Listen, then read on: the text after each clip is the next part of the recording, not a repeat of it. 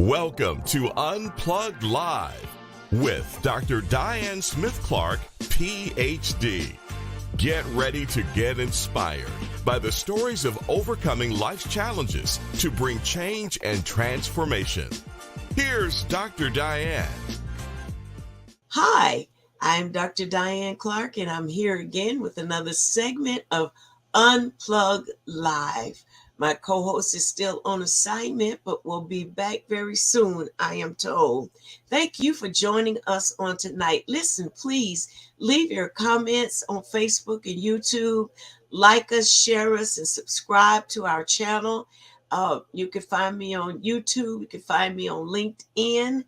You can find me on Facebook. I have a page, Unplugged Live, so that you can connect with us and enjoy the information that we bring. Thank you for your comments that you've made. Thank you for the contacts that you made. Keep it coming. I want to hear from you because I want to know where you need to be unplugged. Today, we have a very exciting guest on our show. She is a psychologist, I believe, and I want to let her introduce herself to you because she can do it much better than me. So what I want you to do is welcome my guest, Clarissa Baggs. Hi, how are you? I'm doing good. How are you? I am fabulous. Thank you for having me. I'm so thrilled that you accepted. I rehearsed your introduction, and when I got ready to do it, I forgot. So I'm going to let you, I told them you were a psychologist, but I'm going to let you introduce yourself properly so that they can have the correct information. Wonderful. I am Clarissa Baggs. I am a filmmaker. I am an inspirational speaker. I am a certified life coach. I am not a psychologist. Okay, sorry. Although everything I do links back to mental health.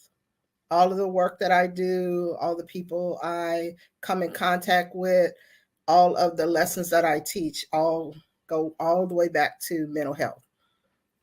So, not a psychologist, but I kind of dibble and dabble in that realm. Thank you for clearing that up so that they will know you're a professional at what you do. She's Yes. a life coach and she dabbles, she says, in the mental health space. And Miss Baggs, I invited you to be on the show today because this is the last show for Women's History Month. And I wanted to do something that I felt would encourage those of us who are creating legacy. We are creating the history that other young people will live by, will pattern their lives by, especially if we are a good example in our community. And today I would like for us to talk about letting go with forgiveness. Yes.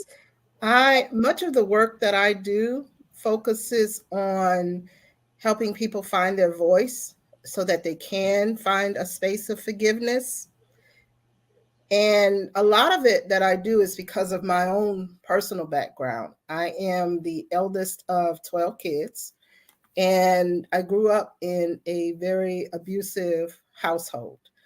And that includes mental, physical, emotional abuse and sexual abuse. At the age of 23 days into my 12th birthday, I gave birth to my stepfather's child. And no one ever asked who got an 11-year-old child pregnant. But all of the onus and all of the guilt was always placed at my feet. And I did not have a voice. I did not have a way to always communicate what was going on in my life and how it affected me. I had to learn to find my voice. And in order to do that, I started a workshop called Still Surviving and Walking in Your Purpose. And from there, I created an award-winning talk show. And on this talk show, guests would come on to discuss the different adversities that they have experienced in life and they talk about all the ugliness that they've gone through, but they also talk about how they have discovered their purpose within all of that ugliness, and how now they're using that purpose to impact other people's lives and find their voices and be able to walk in forgiveness. And for me, it was cathartic because I was not at that place yet. I could not speak my truth. I didn't know how to, but I felt like if I could give other people the ability to do those things, then it would help me. And learning to forgive is well, we're always told that we should forgive, but having the ability to actually forgive someone, that's a completely different ball game. And it's difficult. It's not an easy, okay, well, I forgive you and let's move on, because we live through everything repeatedly that we've gone through in life. It forms the lens through which we look at life. And when it came time for me to decide whether or not I was going to forgive my rapist, that really didn't happen until after he passed away. And I was able to forgive him, but if I'm transparent about everything, I still haven't gotten to the point of being able to forgive my mother yet. And I think that stems from the idea that she's my mom and she is supposed to protect me. Mothers are supposed to protect their kids. So I'm still working on that aspect of it. But I know that with forgiving and with releasing, it will free me up to do the absolute phenomenal work that God has me doing now. I'm doing a lot of that work now, but I still haven't addressed that aspect of my life. So yeah, I can sit here and I can say, you should go out and you should forgive and you should be able to do all of these wonderful things, but it's a process. It's a process for me. And I'm the one tooting the horn all the time about people going out and forgiving people who have hurt you. I am hopeful that the work that I do is teaching people about forgiveness, giving them the steps in order to forgive, and also teaching them how to release themselves from whatever strongholds are keeping them from living their best life, keeping them from discovering their purpose in life, and keeping them from expanding that purpose and being a blessing to other people. One of the things that I'm always focused on is teaching people how to speak their truths. As a child, I was suicidal and I had a whole lot of suicidal ideation. And the main reason for that is because I thought it was just me that was going through what I was going through. Nobody in the world could understand what I was going through as a child. And the reason for that is because normally when people come out on the other side of whatever trauma, whatever darkness that they've been through, we typically don't share our stories. We keep it to ourselves. We don't go out and say, hey, so guess what? I am a victim of abuse. I had this kind of trauma. I was going through these sort of domestic issues. We keep it to ourselves. We hoard that information, not realizing that if we open our mouths and we speak our truths, then we could potentially save some lives. Right now, I am working on a documentary that will focus on child suicide. And we're going to look at the cause and effects of it and how society is impacted by child suicide. We're going to look at it from the religious standpoint, from the justice system, from family issues. Those are the things that we need to have conversations about in order to learn how to forgive ourselves, learn how to forgive others, and learn how to live our best lives. And we can't do that unless we have conversations. That's so important. I believe that initiating the conversation is the first step to healing. And thank you so much for sharing that. And I can see how your testimony will help so many women who have been victims of rape in the home, and it produced a child and the impact it had on that child. And I heard you say that you had forgiven the rapist who has passed on, but you're struggling with the mother. What could she have done different, you feel, that would have helped your situation end up a different way?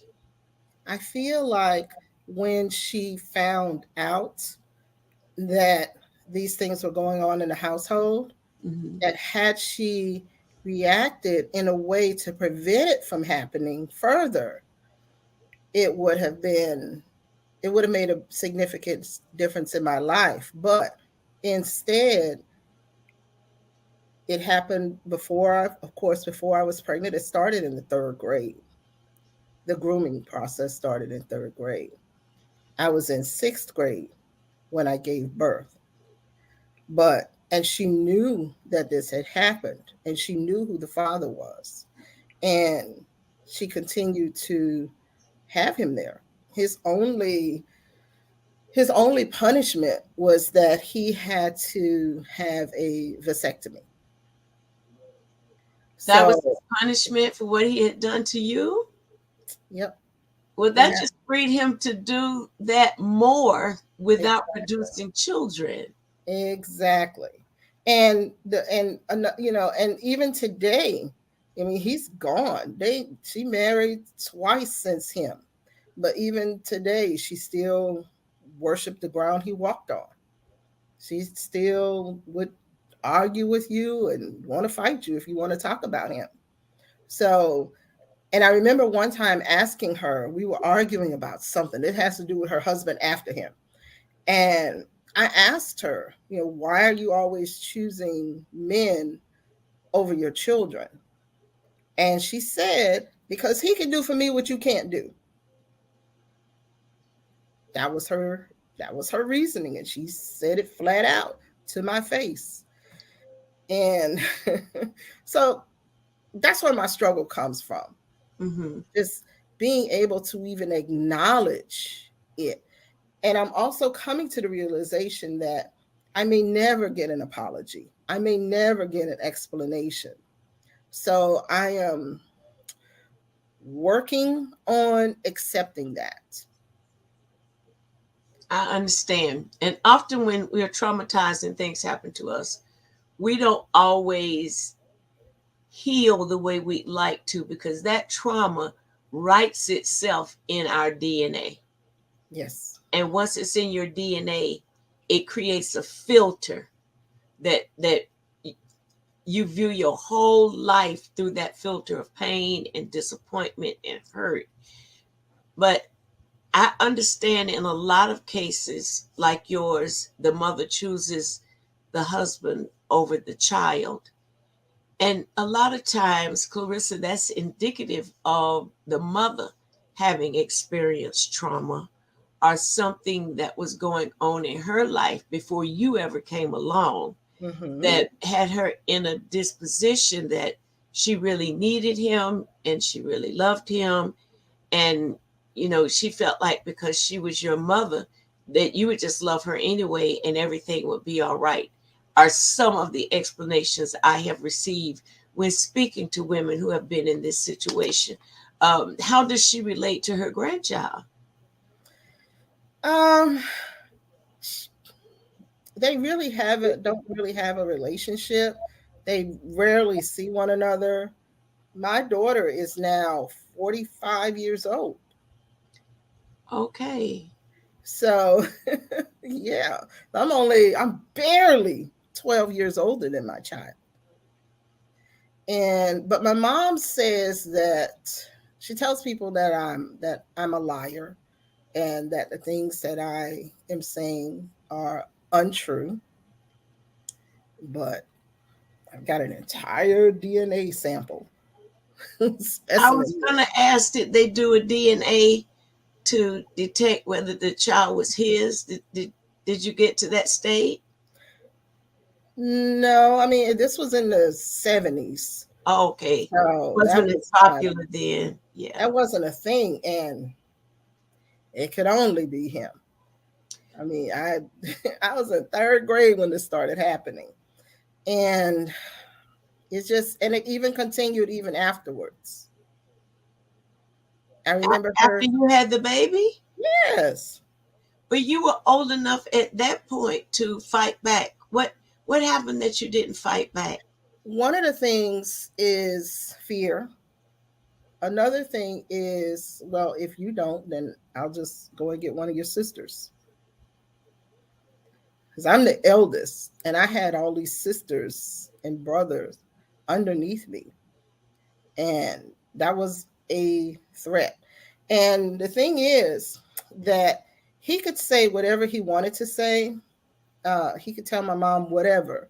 And he never doled out, let's say when we got beatings, he never doled it out. He could say whatever he wanted to say. My mom was the one that was doing a lot of the other horrific stuff. Aside from that, we still had the mental and the physical and emotional abuse going on. So Wow. it's not as easy as just saying no. When you grow up in a certain environment, it's easy for somebody who hasn't been there to say, well, you just say something, but it doesn't work like that. Yeah. It really doesn't work like that. I mean, imagine growing up in an environment where every day you're looking in the face of your rapist. Every day Yeah. you're feeding this person. Every day you're brushing this person's dentures. Every day you're putting lotion on this person's legs. You come home from school and he's standing on the back porch waiting. You're negotiating. You learn to negotiate to get out of it, Uh-huh. or you learn to negotiate your body just to save your siblings. So all of those things, it's a whole, trust me, you don't have enough time on your show today. But there's a whole lot of dynamics that go into it that will just blow your mind. Well, I thank you for being so transparent and sharing, because I'm sure that there's someone that will watch this show who have experienced it or who has been the mother in the situation. And it's sad, when you told your mother, you were faced with anger, right? Yes. And Well, accusation. let me tell you what happened. I think that he kind of got a clue that I might be pregnant. And now at this time, I had never even had my period yet. Nothing. Wow. Nothing. I looked like a little boy. And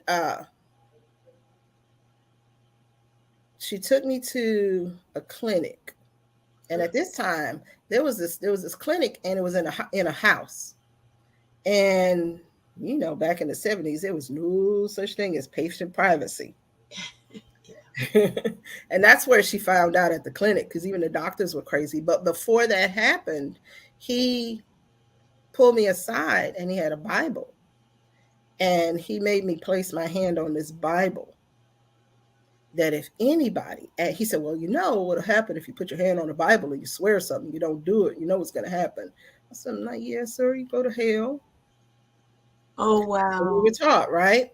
So he had me put my hand on this Bible and swear that if anyone asked, had someone touched me, that I would say his brother, one of his brothers. Really? Really? So, Is that what you did? yep, at the clinic, they say, "Well, who did?" She's all like she's angry and such. So who did it? Because the nurse came out into the waiting room. Everybody's in the waiting room and says, "Hey, so your daughter's pregnant." So she put on this big old show, and I said, "Uncle so and so." Oh, And then she said, "Well, she's telling the nurse, well, he's a big old guy and he must have done something. What did he do?" And the only thing I could think of, because this guy never even looked at us sideways. Okay. And this is the truth. Never. And I said, and the only thing I could think of was, he said he would punch me. That's the worst thing I could think of that I could say that he would have done. And she went through this whole rigmarole that she's gonna kill him, and she got her shotgun, and she put me in the car, and we drove up, and we had gone back to the house, and she's telling him, "I'm gonna kill your brother." And he allowed us to get in a car, just she and I, and we drove to the little country town that he lives in, and she's hunting for him, and she's gonna do this. There's a whole story behind all of that. But in the end, because I'm scared, I'm like, "Oh my gosh, she's gonna kill him, she's gonna kill him, she's gonna kill him. I can't let her kill him. But if I tell the truth, I'm going to hell. oh, What Clarissa. am I supposed to do? I'm 11 years old. I'm gonna go to That's hell. very damaging. Yeah. I'm gonna go to hell." So finally, I told her, I said, "Well, Mama, it wasn't so and so. I mean, it wasn't him. It was so and so." So she packs me back up in the car. That's a whole different. It's a whole thing going on where we were. That's another story. She packs me up in the car. We go back to the house, to the man who actually raped me. Does nothing. She didn't confront him? Nope. If she did, I didn't hear about it. And it took him to tell me, because I knew he had a vasectomy. And I used to have to bring ice pack to him. Oh my. So And Clarissa, with all of the traumatic events in your life, what has been your recourse? Where are you now with that? I see that you're able to talk about your story and what happened, but what did that trauma produce in your life that was positive? You made it through it. You came through it and not quite out of it because you're dealing with the mother issue, but you know, the first step to peace is acceptance. mhm. And at some point you're going to have to bring yourself to the place that you accept who she is, and that was the best that she could do, even though you don't feel like it's the best, and I'm sure there are other people watching the show. But when things like that happen, that's very serious and it's very painful, and it affected the whole family, not just you and the stepfather. And when you get to that place of peace and you accept your mom for who she is, where she was at that time, you don't know what fear was in her. He could have been the major breadwinner in the family, all kinds of things. There are different dynamics in your story, but I want to hear how you came out of it and what it produced positive in your life. Okay, so let me say this first. It wasn't just about me, and it wasn't just about me forgiving her for what she's done other stuff to other siblings with other people. So it's not just a me just forgiving her for me. My siblings have stories. Oh, So it's bigger than you can imagine. mhm. But one of the things that I remember being a kid, and I was watching the Bible story. This was in black and white. And You mean you didn't have one of those plastic screens that was blue for the sky and green for the glass? Like this was you black tapped and that white. to the television. Yeah. You had Girl, color TV. this Wait, was go ahead. I thought that was this was a little 13-inch black and white television, and it had the tubes in it. right. And I remember after a while, the tubes would start to go bad, so it would start turning white. So in order to see it, you had to block out light. And I was watching, we had to put like a towel or something over it so you could see. Gosh, I feel old.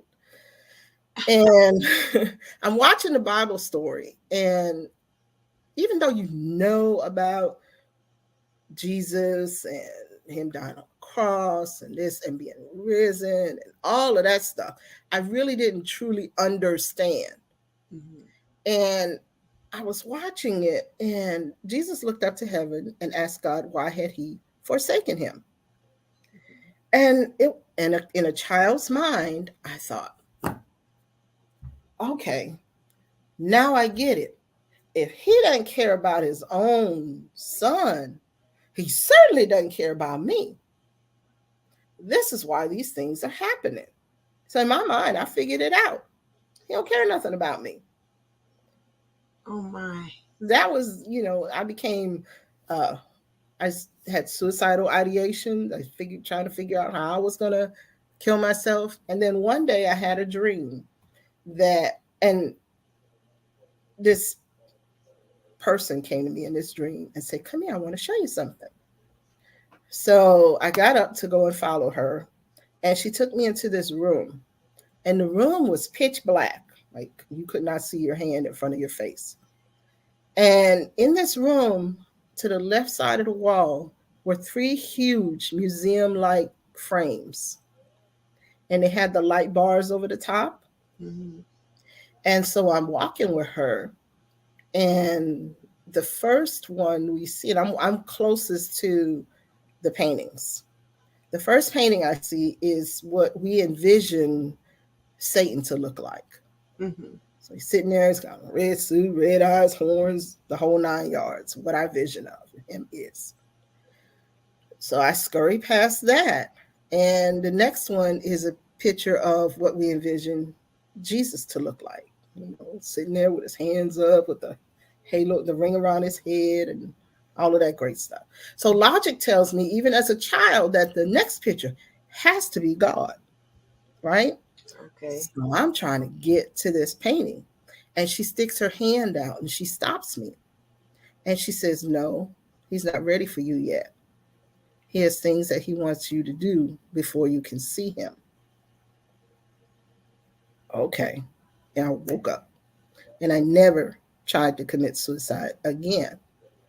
Still didn't know what this thing was, but obviously he wasn't ready for me yet. And fast forward, I'm still thinking about how am I going to, what am I supposed to be doing? What am I still trying to figure out what I'm supposed to do? And I started writing about the game that we played when I was little. He called it Tickle. And I started writing about it. I was like, I'm not going to publish this. I'm not going to do anything with it. What am I supposed to do? And let me tell you, Diane, when I have conversations with God, a lot of my conversations with him are look at here conversations. You sure you want me to do this kind of stuff? Look at here conversations. Okay. So, can you pray for me? I'm like, no, girl, because we have a different kind of relationship. And one night I was laying in my bed, and I was going back and forth. I don't want to tell this. I don't want to tell my story. I don't want. Why do you want me to do this? And I'm trying to negotiate with him. Okay. So I said, okay, God, so look at him. This is what we're going to do. If you want me to tell this story, even though I don't want to, and I kept throwing that out there because I don't want to, and I don't want to tell it, and that's really not what you wanted me to do. So I'm going back and forth. I said, I'll tell you what, show me a sign. Diane, no sooner than I said that, my entire bedroom door lit up. There was this circle of light, and the further you get into the light, the brighter the light was somehow. Mm-hmm. And it was just there. And I said, okay, in a conversation. So now I just got to figure out how to do this. And I told God that if I do this, I want to be like Jesus, in that I don't have to be around people or touch them in order to heal them. And I think that is what I do. I started this talk show not knowing what I was doing. I promise. All I knew was Google told me. Honey, I had no clue. But let me tell you something. When I put it out there that I was hosting this, I was not hosting, I created this show and I was looking for people to come on and tell their stories of survival. They came out of the woodwork. Yeah. 99% of the people that came to talk on the show, I had never met them before, met them for the first time when they showed up. And for many of them, they had never told their stories until then. So many of their families didn't know what they had gone through. And for me, that work is cathartic. My helping other people tell their stories is really healing me. That's And awesome. yeah, it's healing. We have like about 3 minutes. And I want you to tell the audience there's somebody else that needs to talk to you that wants to get over what has happened to them in the past. And I'd like for you to share where they can reach you and the name of your business and so forth, your website. My website is clarissabags.com, and I'll type it in here. And they can reach me at that website, but I'll also put my phone number in here. I am also hosting a Still Surviving the Release retreat this coming June 23rd to 25th. And we have a few slots left. But there, we're going to focus on healing. We're going to focus on releasing a lot of the strongholds that have attached themselves to us. I am open to conversations. I am open to other speaking engagements. And just reach out. I'll talk to anybody. I would not have done that 5 years ago.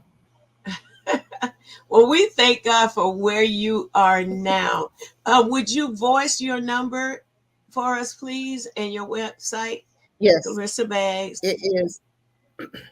My phone number is 904-305-4124. And my website is clarissabags.com, and that's spelled CLARISABAGGS.com. Thank you so much. I'm sure you're going to have some context from this broadcast. And I am grateful to God for the work that He has done in you, given the things you experienced in your childhood.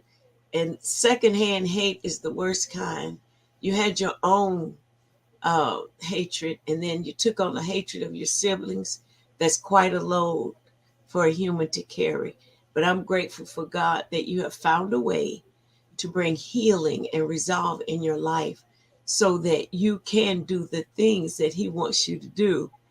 Absolutely. Yeah, because He said He wasn't ready for you. So there's much more for you to do. I want to pray with you in this last minute that we have. Father, we thank you for Clarissa Bags and the work that she is doing to help your people unravel the trauma, the pain, the memories that went along with childhood abuse, those who experience adverse childhood traumas that has affected their adult life. Father, and we pray, God, that you anoint her to do this work, give her creative ideas and witty inventions to help your people overcome traumatic issues in their lives. In Jesus' name. Thank you, Ms. Bags, for being on the show. It's been very informative, and thank you for your transparentness in expressing. I believe it's going to bless a lot of people. Thank you so much. I appreciate you.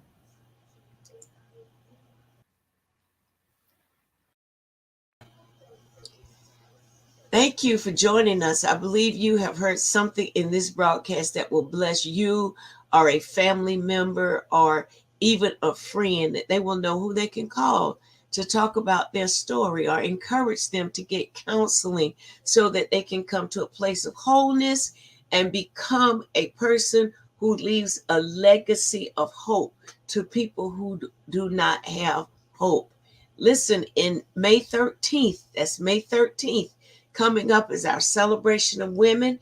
We want you to get your tickets. They're going fast because everybody knows the celebration of women is an excellent event. Every person gets a gift, and there's always a celebration for a particular focus. And this year we're focusing on senior citizens, and the name of the event is Senior Fabulous Review. We're going to celebrate and award 10 women who are seniors still working in the community. And we want them to feel like they are really valued and appreciated and not like they're just unsung heroes. So join us May 13th at One Mom, Three Sisters, Dunn Avenue and Lim Turner. Once again, thank you for joining us. Don't forget to subscribe. Don't forget to share and leave your comments. God bless you, and we'll see you next month. In April, we're going to be dealing with finance. Bye-bye. Thanks for joining us for Unplugged Live with Dr. Diane Smith-Clark, PhD, helping to bring change and transformation in the mental health space within the church community. Dr. Diane wants to hear from you. If you have any questions, comments, guest recommendations, or program topic ideas, visit DianeUnplugged.com and click the Contact Us link. Dr. Diane also appreciates your prayers and your financial support. You can give online at DianeUnplugged.com and select Donate. If your business or ministry organization is interested in sponsoring this program, you can go to DianeUnplugged.com and click the Contact Us link. Unplugged Live is on all the social media platforms. Just search Dr. Diane Smith-Clark, follow, and subscribe. Unplugged Live with Dr. Diane Smith-Clark, PhD. Healthy mind, wealthy life.